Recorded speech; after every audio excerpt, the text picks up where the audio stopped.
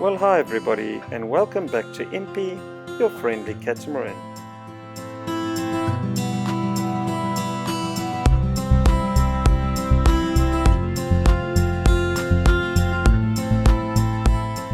So, we are a couple sailing around the world on our catamaran Impi, a lagoon 440 catamaran, having departed South Africa many years ago now. Well, Cape Town to Brazil, up through the Caribbean islands, the British Virgin Islands, Turks and Caicos, the Bahamas, Florida and the Keys, down to Cuba, Jamaica, Panama, Las Perlas, Galapagos Islands, Marquesas to the Tuamotu Archipelago, the Society Islands to Samoa, Tonga, Fiji, Vanuatu, New Caledonia, down to New Zealand, back to New Caledonia, and currently, having just arrived in Australia, we have sailed many miles on this boat. It is truly our home on the sea.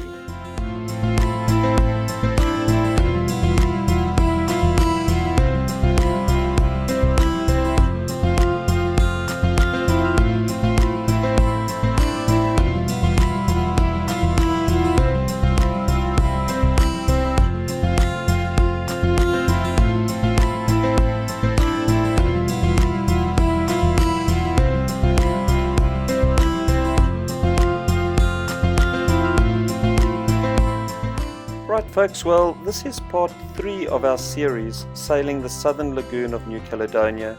We hope you saw part 1 and 2 of the series, and if not, we would encourage you good folks to do so.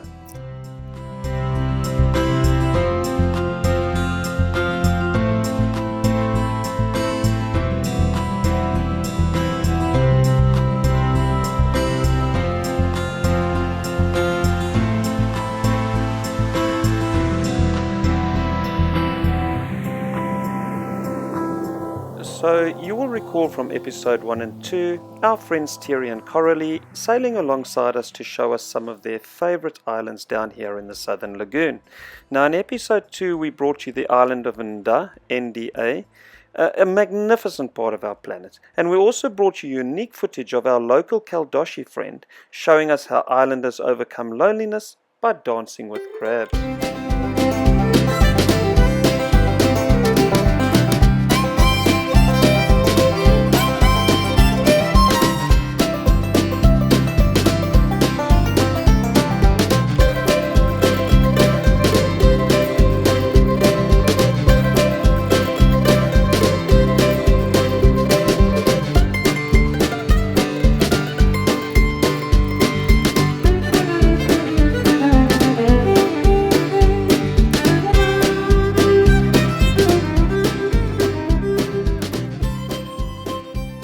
Yeah, just amazing. Well-built guys showing us their tender side. And of course we ended the day anchored off the leeward shore of Kouare Island. And so here begins our journey into episode 3. We hope you enjoy. Right, so one of our YouTube friends, Douglas Montgomery, mentioned he did not see us sailing to many of the destinations. We were using motors, and pretty much this was due to sometimes a lack of wind, sometimes negotiating reefs and so on. But we thought, okay, let's include some really slow footage. It's kind of like slow sailing in very light winds, just to bring some perspective to that since it was mentioned. Now, looking at the wind information on one of our outdoors ST70 displays, we can see that we are sailing without motors. We are achieving around 2.5 knots speed over ground, with a wind strength of roughly 6.7 knots, and we are sailing close hauled. Some refer to this as beating or tight to the wind. Well, we are averaging a true wind angle of around 30 degrees of wind, which we have placed on our starboard side, so we are sailing on a starboard tack here. Now, when talking about points of sail or wind approaching the boat, things can get quite technical, but basically points of sail are defined by the angle of the wind coming over the boat relative to the bow position.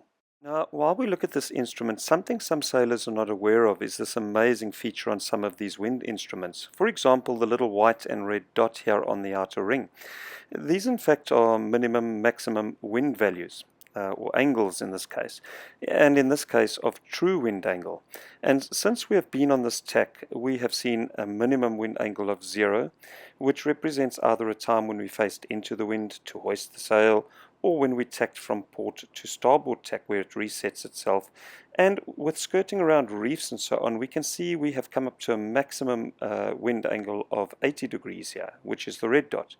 So an interesting feature to have, although not reset on this particular passage, so irrelevant in this illustration as part of the passage.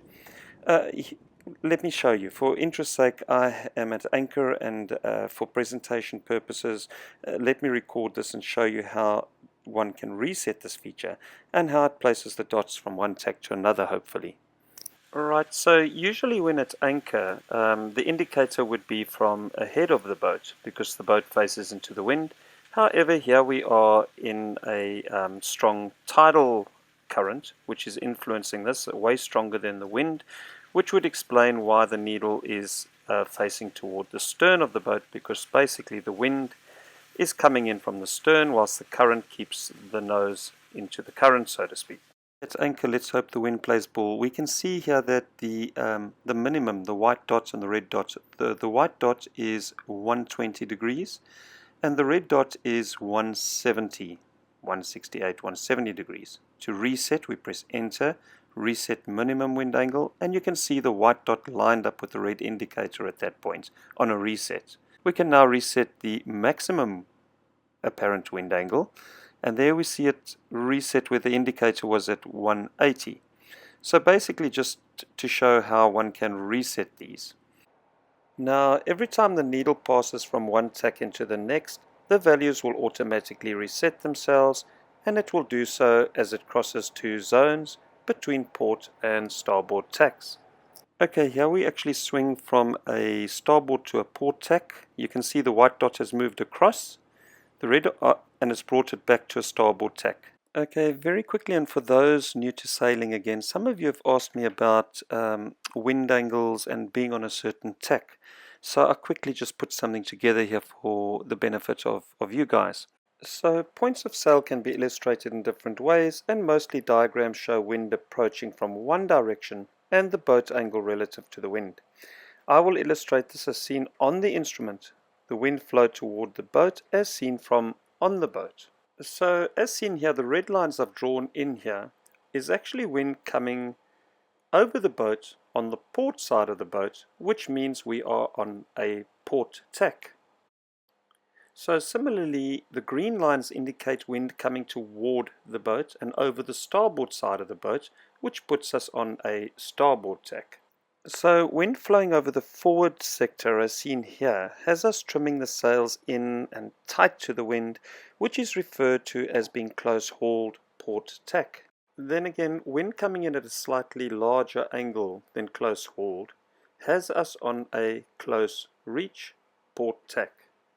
Wind flowing from the sector around midship, that is between bow and stern or front and back, is referred to as a reach, or more precisely a beam reach port tack.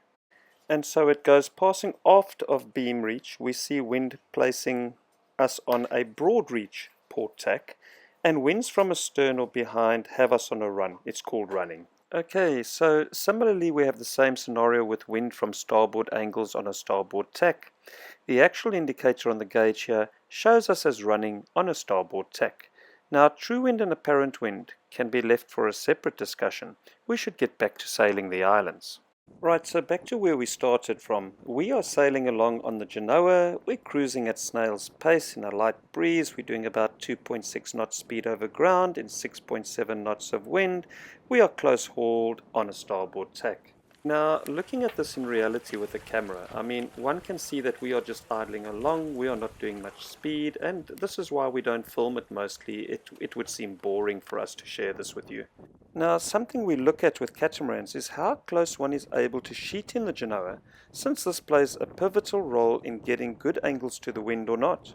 And this boat has two sets of shorter spreaders up the mast, which I really like. It means that the leech or the back edge or the trailing edge of the sail, whatever you want to call it, of the front sail, the Genoa, comes closer to the mast before being obstructed by interference with the tips of the spreaders. Okay, we can see at the top of the mast we have a windex. This is a mechanical weather vane displaying the physical wind flow or the wind approach angle over the boat. Now one can see here the two red tabs are set at 30 degrees to each side of what would be the wind from dead ahead if the wind was to be approaching from the bow of the boat. So we can see here that the apparent wind angle is around 30 degrees on a starboard tack. Now for the benefit of those new to sailing, the black thing ahead of the mast with the helicopter looking blades is the wind transducer, and it is what is used to provide information displaying in digital form on the SD70 display which you saw earlier. So something I should have done here, which I didn't, is to have the main halyard rope which you see flapping around here well secured. Right guys, no great shakes here as you can see. However, we are sailing on the Genoa in light winds. We are maintaining an angle close to the wind with the autopilot keeping us on course. As simple as this looks, and it is, many folks do not realize that catamarans with this rig configuration can sail close to the wind. Right, so we like to sail through areas that are shallow and have coral heads in abundance. We sail with the Genoa only in these areas, since it is quick and easy to furl away the sail when we need to reduce and maneuver around difficult areas. Well, having lifted anchor at Kouare Island, we now sail for MATO Island. It's a reef island. Of course, along the way we would pass through a number of other islands, including Ua, which we've shown you in an earlier video. Yeah, so here we are, we've sailed between Uatermebi Island and Ua Island, and we're looking back over the boat now. And there you can see Kouare Island, which is where we have just come from. And on the other side, of course, we have Ua Island, which I've just mentioned. It's a beautiful island. You need good winds to be here from the correct direction.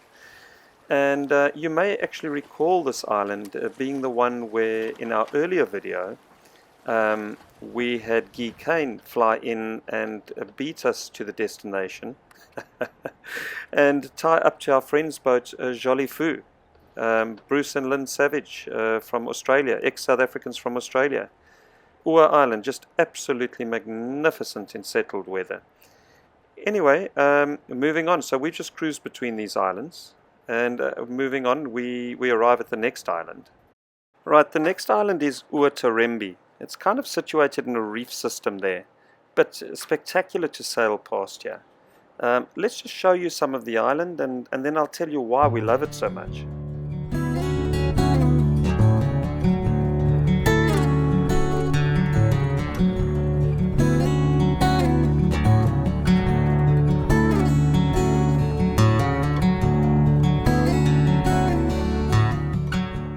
Now folks, you'll have to forgive me for panning so fast here with the camera. I'm shooting this from a yacht under sail. It's not very steady to do this.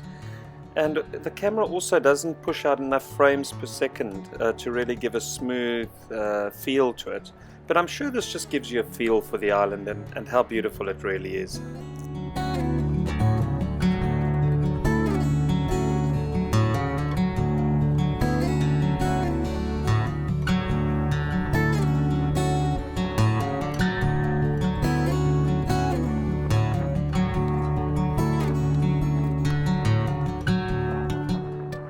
Now, the special thing about Uatermebi Island is that it has been the scene of dolphin activity a number of times that we have sailed right past here.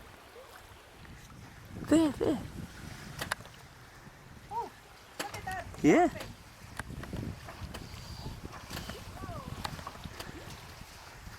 see them? Yeah.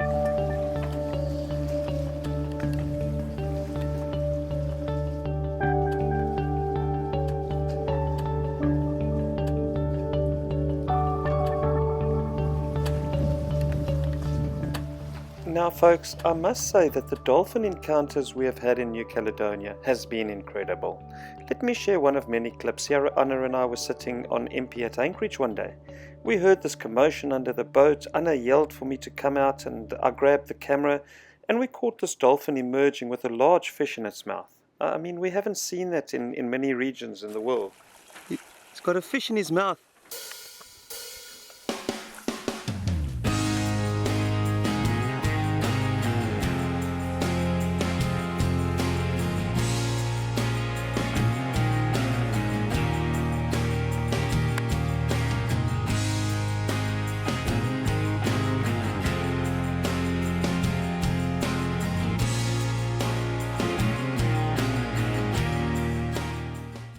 Right, so MATO Island is between a colossal reef system, which may at first feel intimidating when negotiating an entry here. However, the surrounding reefs offer great protection from the south to southeasterly winds. It is fast becoming a very popular destination with visiting cruises.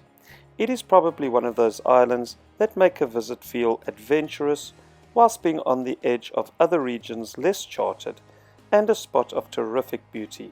Another attraction or draw card here is that it offers terrific internet, which many of the islands south of here do not.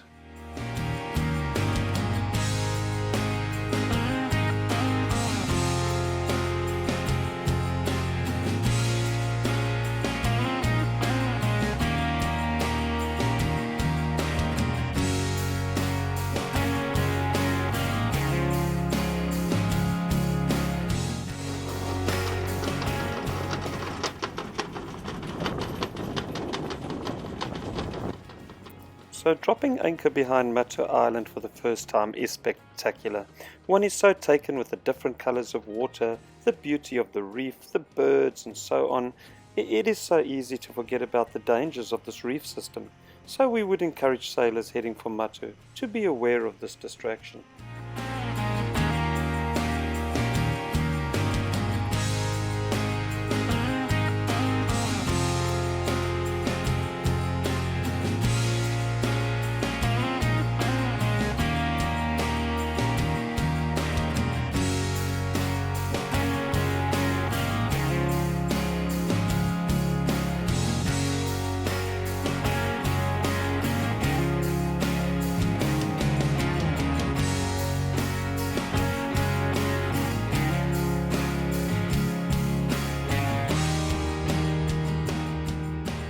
Anna's telling me, Brent, take your hand up. There he swims.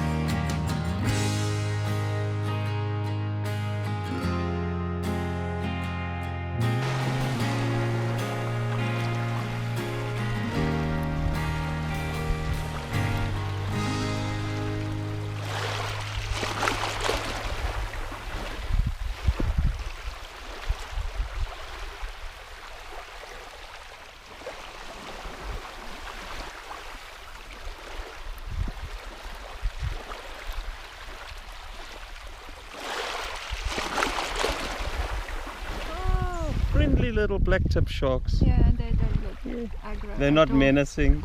Reminds me of French Polynesia actually. Yeah, they're very curious. Like they come and look at you. Like, what are these white things sticking out in the wood? So these sharks just come when they see my white pins, my legs in the water. Then they come up to check what is that, but you know, when they get about 8 meters away, and the GoPro's not picking them up unfortunately that far away, they kind of veer off. And then there's a mama and papa swimming around here as well. Two big boys, very gentle, very nice to see.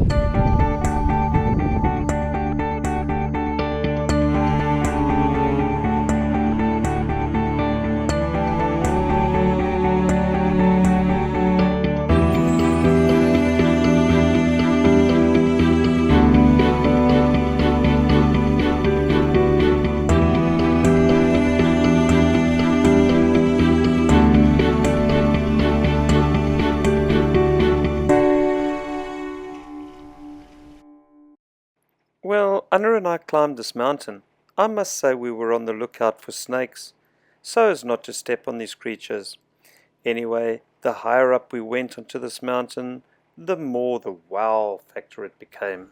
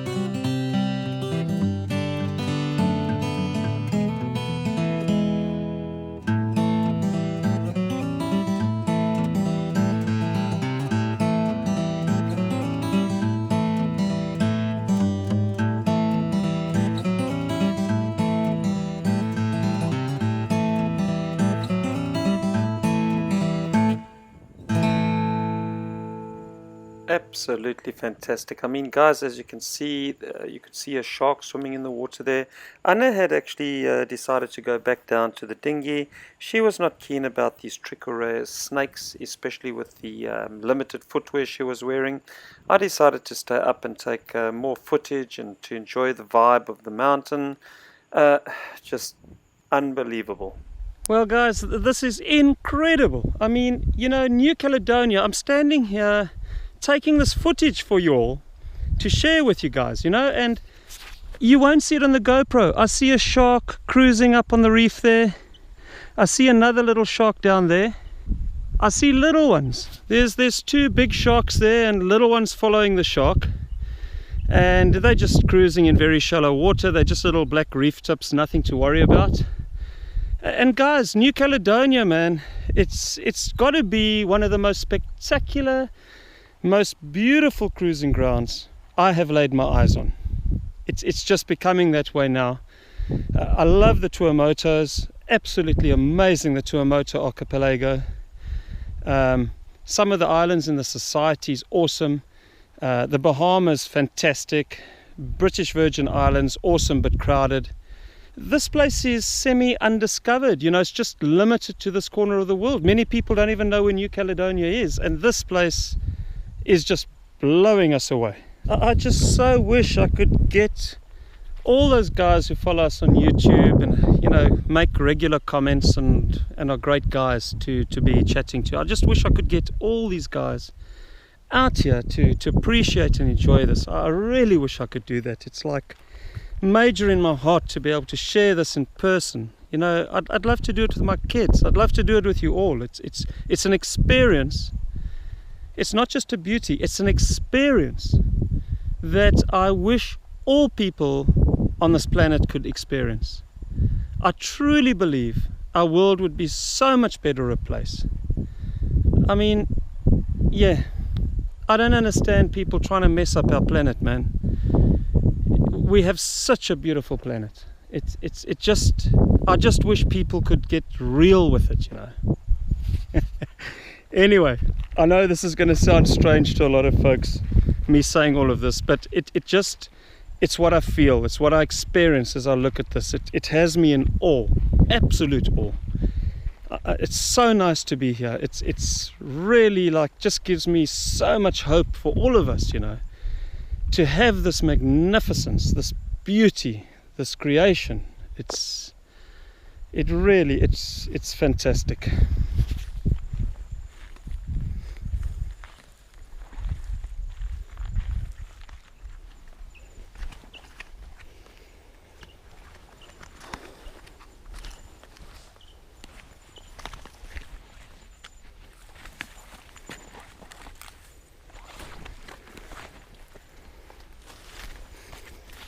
Yeah, and I'm looking out for snakes, man. There's lots of snakes on these islands.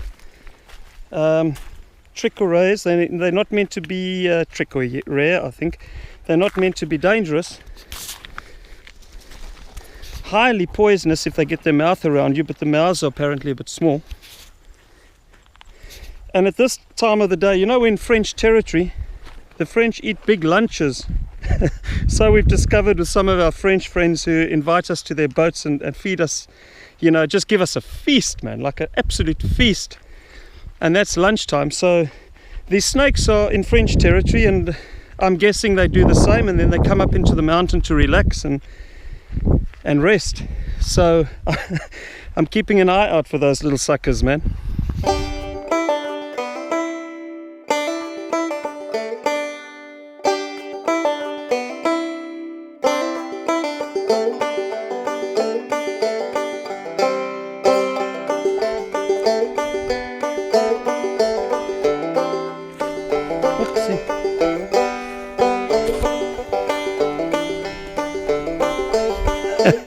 I thought I was going to come across them.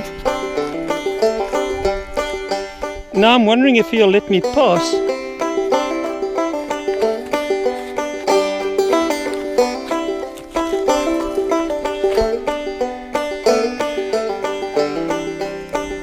He's let me pass. All is cool. Nearly stepped on that poor guy. don't know who got a bigger fright, him or me.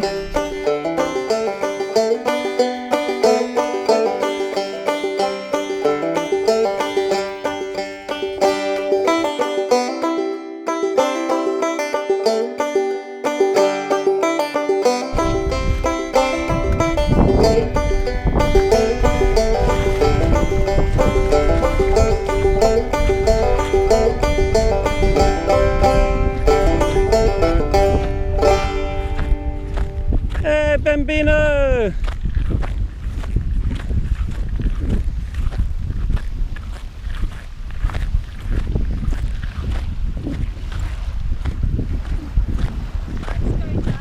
Oh, okay, we'll go. Oh yeah, okay.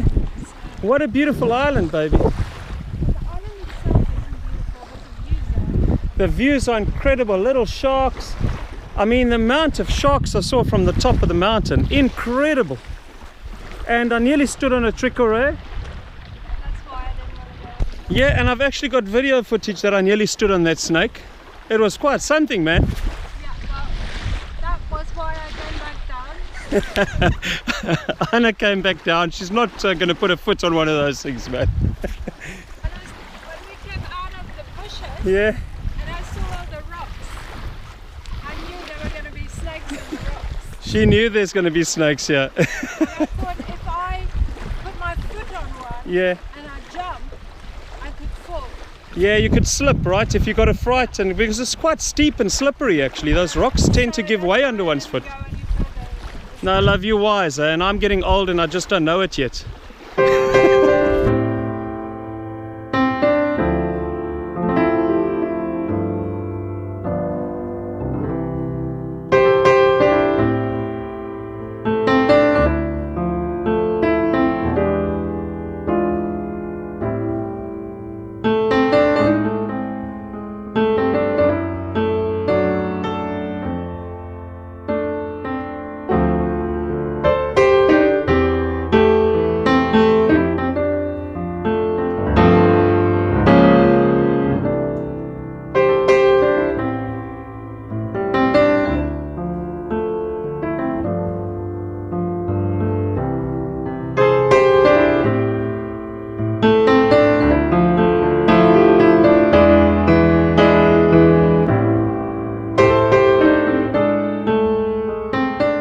Okay folks, well, let's mention this. We have a Facebook and YouTube follower who asked us if we could take drone footage of the islands that we visit.